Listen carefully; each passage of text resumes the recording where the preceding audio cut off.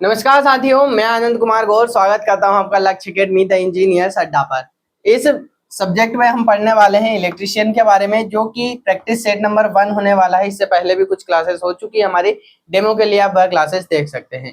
चलिए, इसमें हम क्या क्या पढ़ेंगे उसके बारे में समझ लेते हैं, है ना। इसमें हम पढ़ने वाले हैं इलेक्ट्रिशियन के बारे में, जितने भी टेक्निकल एग्जाम हुए हैं अभी तक, प्रीवियस ईयर के क्वेश्चन पेपर डिस्कस करने वाले हैं। लाइनमैन के, टीए के, टीओ जो ट्रेनिंग ऑफिसर होते हैं, डीएमआरसी, एलएमआरसी, जितना भी टेक्निकल एग्जाम हुए हैं जहां पर इलेक्ट्रिशियन या इलेक्ट्रिकल इंजीनियरिंग के बारे में पूछा गया है, उनके बारे में हम पढ़ने वाले हैं। तो पहला क्वेश्चन आप स्क्रीन पर देख पा रहे हैं, वोल्ट मीटर की परास बढ़ाने के लिए सामान्यतः किस विधि का उपयोग किया जाता है।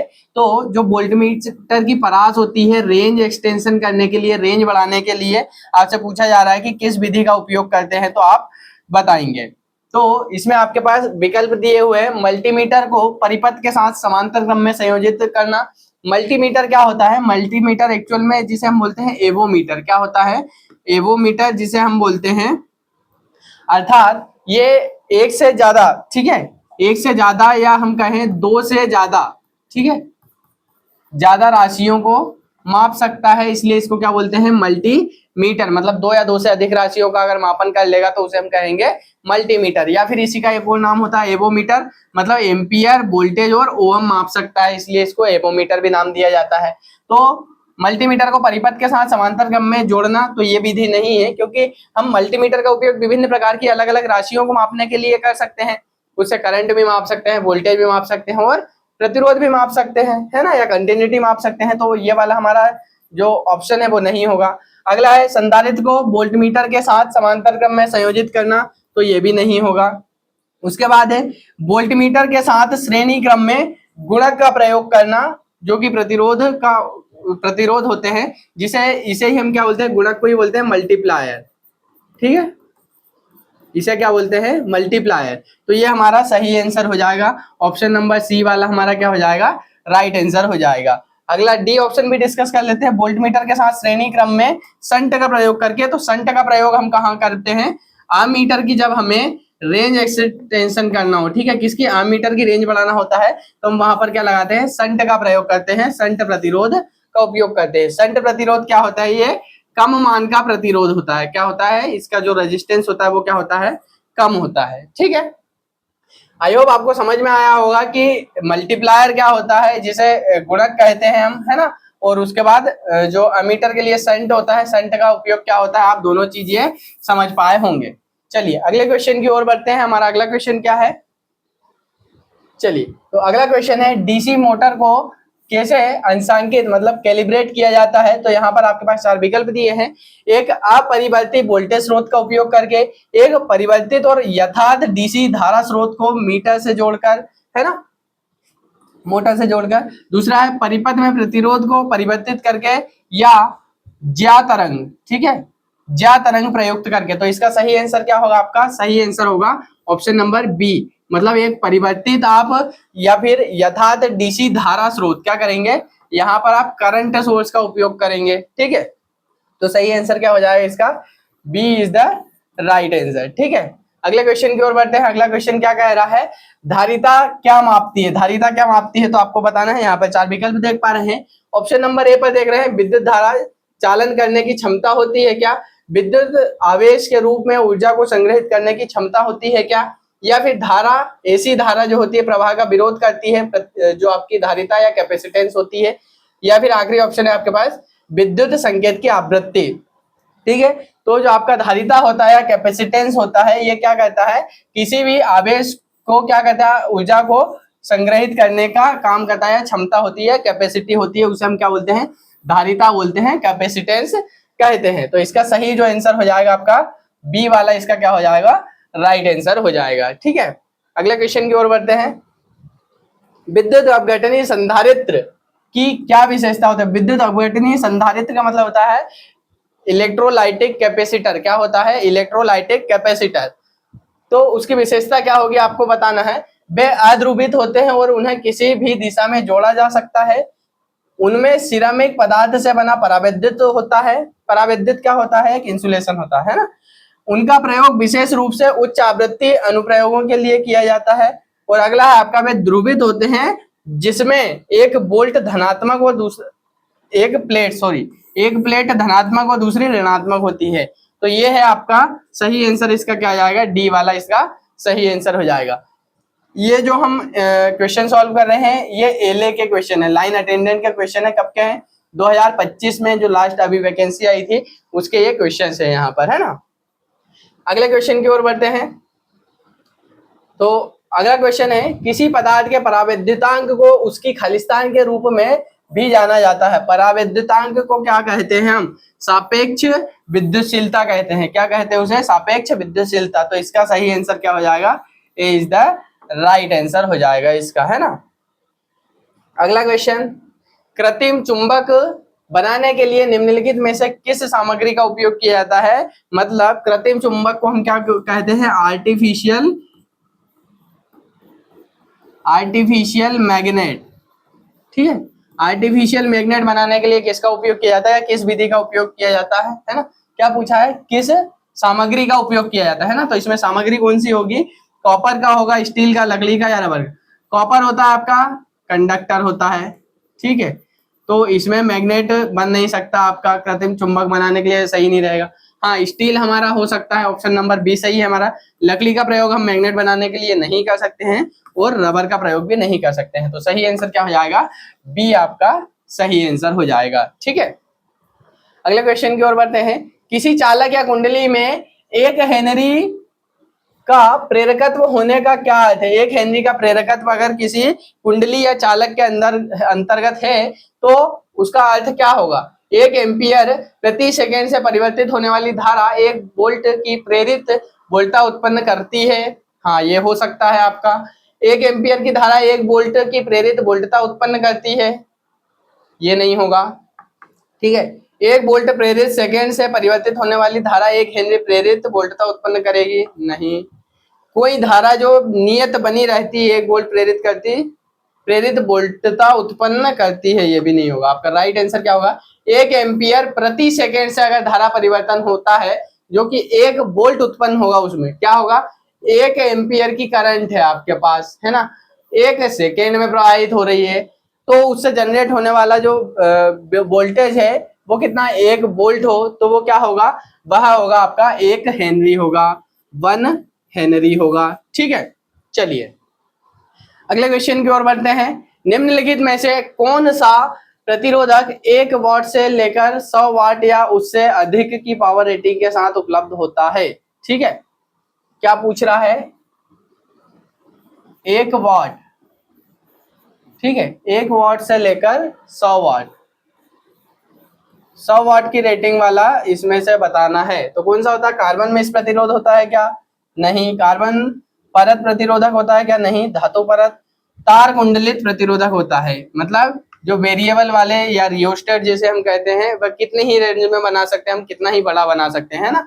तो इसका सही आंसर क्या हो जाएगा आपका, तार कुंडलित प्रतिरोधक होगा। ठीक है, अगले क्वेश्चन की ओर बढ़ते हैं। वोल्टता संवेदन रिले का कार्य क्या है। विद्युत प्रणाली में वोल्टता स्तर को विनियमित करना, है ना। उपकरणों की सुरक्षा के लिए अवोल्टता और अधिवोल्टता अवस्थाओं का पता लगाना, ठीक है। परिपथ से प्रवाहित धारा को मापना, आवृत्ति परिवर्तनों के आधार पर विद्युत स्रोतों को स्विच करना, वोल्टता संवेदन रिले, है ना। वोल्टेज सेंसिटिव रिले जो होंगे उनका कार्य क्या होता है, तो उनका कार्य होता है आपका उपकरणों की सुरक्षा के लिए अववोल्टता और अधिवोल्टता, मतलब जिसको बोलते हैं अंडर वोल्टेज, क्या बोलते हैं, अंडर वोल्टेज, या फिर क्या कहेंगे इसे, ओवर वोल्टेज। ठीक है, ओवर वोल्टेज से सुरक्षा प्रदान करने का काम कौन करता है, आपका वोल्टता संवेदक रिले या संवेदन रिले करता है। ठीक है, तो सही आंसर क्या हो जाएगा इसका, बी वाला इसका सही आंसर हो जाएगा। अगले क्वेश्चन की ओर बढ़ते हैं। जब संधारित्रों को श्रेणी क्रम में जोड़ा जाता है तो कुल धारिता पर क्या प्रभाव पड़ता है। ठीक है, संधारित्रों को यह बढ़ जाती है, शून्य हो जाती है, घट जाती है, पूर्ववत रहती, तो यह घट जाती है ना। कैपेसिटेंस में क्या होता है, उल्टा होता है। देखो, जब हम श्रेणी क्रम में इस तरह से जोड़ेंगे, ये हमने संधारित्र जोड़े, ठीक है, तो इसमें जो हमारी टोटल कैपेसिटेंस होगी, है ना, टोटल कैपेसिटेंस होगी वो क्या होगी, घटेगी। कैसे, है ना। और जो आपके अगर यहीं पर हम रेजिस्टेंस की बात करेंगे तो सीरीज में होगी तो वो क्या होगी, बढ़ेगी। इसका फॉर्मूला आपको बताना है कमेंट बॉक्स में, है ना। ये हमारा C1 है, ये C2 है, ठीक है। पैरेलल में क्या होता है, इसमें क्या होगा, ये श्रेणी में अगर जुड़ा होगा तो क्या होगा, घटेगी। अगर पैरेलल में जुड़ा होगा,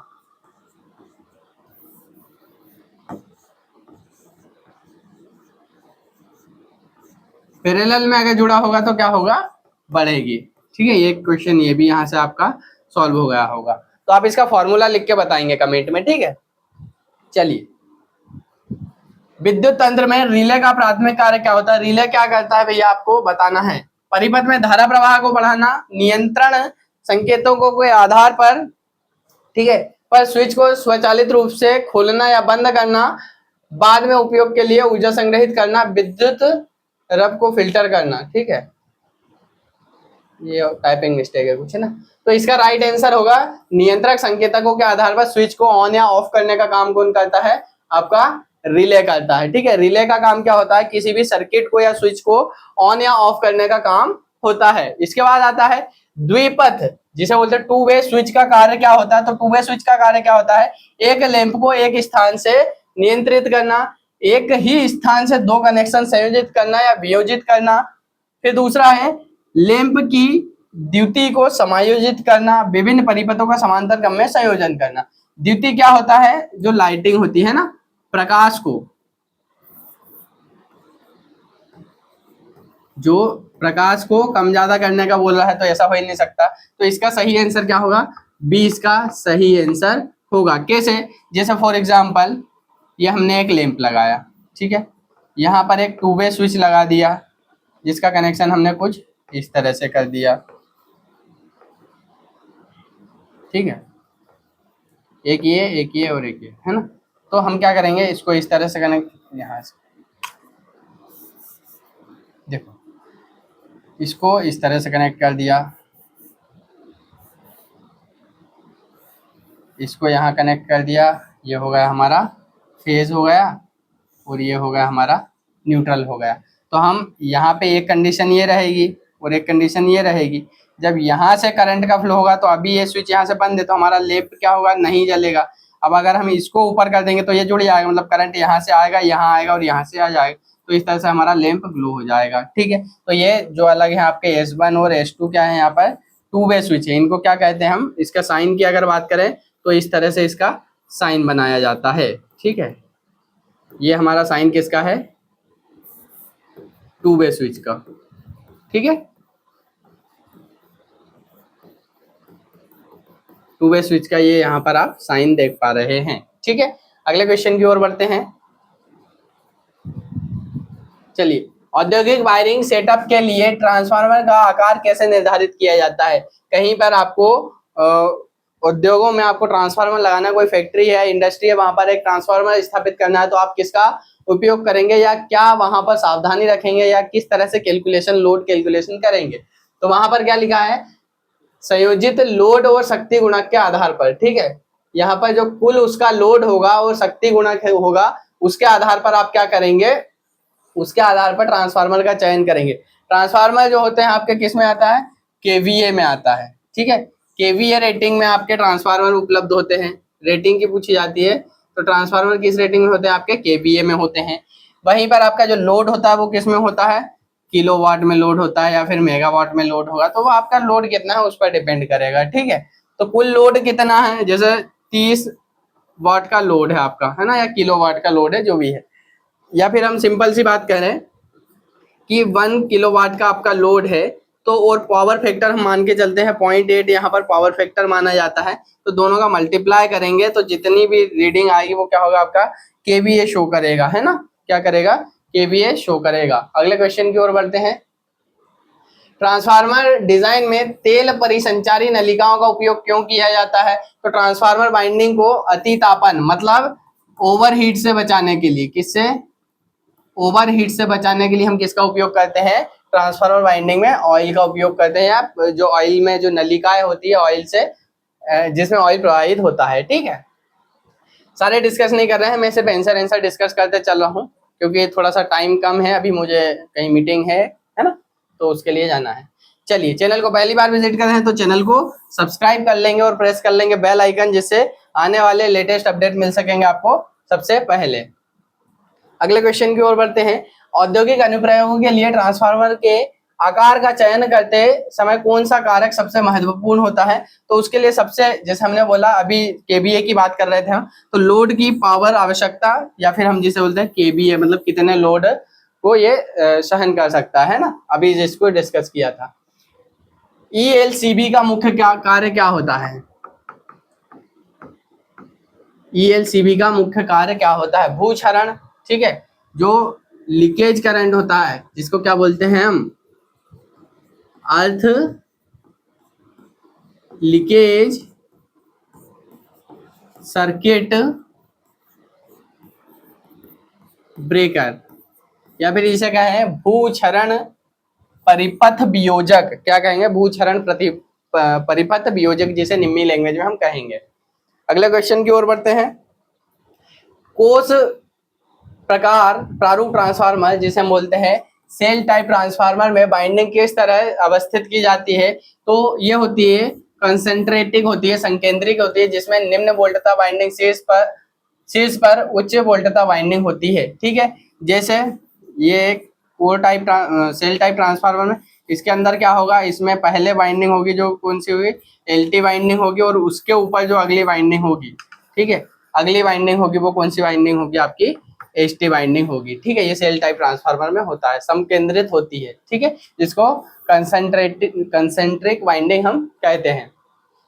केसिंग कैपिंग वायरिंग प्रणाली की कौन सी विशेषता इसे कंड्यूट वायरिंग से पृथक करती है? तो कौन सी विशेषता होगी? तारों को एक कप से ढके लकड़ी या पीवीसी आवरण में परिबद्ध किया जाता है। इस तरह से प्लास्टिक की जो पीवीसी की नलियां होती है ना, या कवर्स होते हैं, उनमें हम प्रयोग करते हैं केसिंग कैपिंग का, ठीक है। चलिए, तो इसका राइट आंसर क्या हो जाएगा? बी वाला इसका राइट आंसर हो जाएगा। अगले क्वेश्चन की ओर बढ़ते हैं। विभिन्न वाइंडिंग समूहों के बीच एसी मोटर में किस प्रकार की वाइंडिंग का उपयोग किया जाता है? प्रोग्रेसिव वाइंडिंग, सममित वाइंडिंग, या वितरित वाइंडिंग, या फिर फ्रैक्शनल स्लॉट वाइंडिंग? तो इसमें हम कहते हैं वितरित वाइंडिंग का उपयोग करते हैं, जिसे डिस्ट्रीब्यूटेड वाइंडिंग कहते हैं। राइट आंसर क्या हो जाएगा? सी वाला इसका राइट आंसर हो जाएगा। अगले क्वेश्चन की ओर बढ़ते हैं। चलिए, लघु परिपथ वियोजक एमसीबी क्या करता है? तो एमसीबी क्या करता है? तो एमसीबी जो होता है ओवरलोड या लघु पतन, ठीक है। ओवरलोड को क्या बोलते हैं? ठीक है, ओवरलोड होता है, और दूसरा लघु पतन, जिसको हम क्या बोलते हैं? शॉर्ट सर्किट, ठीक है।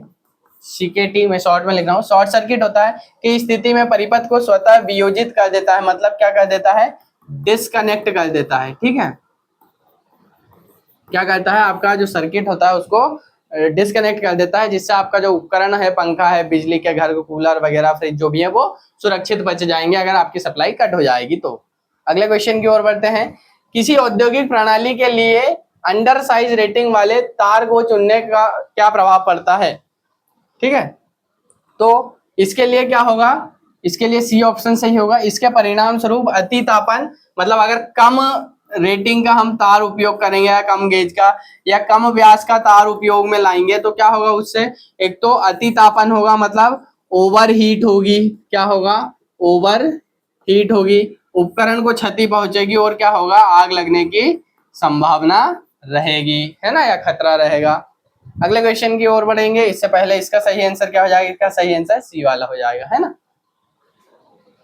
24 खांचों, 12 कुंडलियों और 4 ध्रुव वाली 3 फेज एसी मोटर के वितरित एकल परत कुंडलन के लिए खांचों में पैदा फेज विस्थापन ज्ञात कीजिए। तो इसका फेज विस्थापन या स्लॉट जो होगा 2 होंगे। सी का सही आंसर होगा। आगे बढ़ते हैं अगले क्वेश्चन की ओर।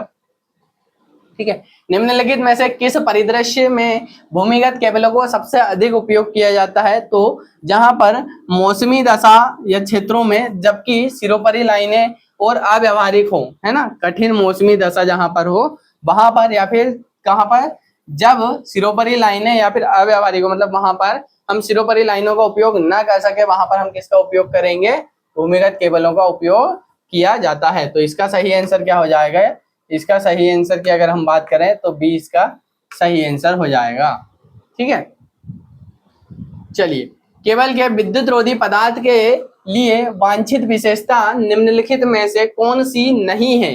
ठीक है, तो इसके लिए निम्न विद्युत रोधी प्रतिरोध क्या होगा, निम्न विद्युत रोधी प्रतिरोध, इसका जो आंसर होगा सी वाला सही होगा। मतलब जो आपके केबल हैं उसमें जो रोधी इंसुलेशन पदार्थ है उसमें क्या विशेषता नहीं है, ठीक है, नहीं होनी चाहिए, तो वो कौन सी, निम्न विद्युत रोधी प्रतिरोध, मतलब उसका इंसुलेशन कम नहीं होना चाहिए, इंसुलेशन क्या होना चाहिए, ज्यादा होना चाहिए। ठीक है, चलिए अगले क्वेश्चन की ओर बढ़ते हैं। भूमिगत केबल के केबलों में संस्थापन मतलब इंस्टॉलेशन के दौरान उन्हें क्षति से बचाने के लिए निम्नलिखित में कौन सी दिशा निर्देश अनिवार्य है।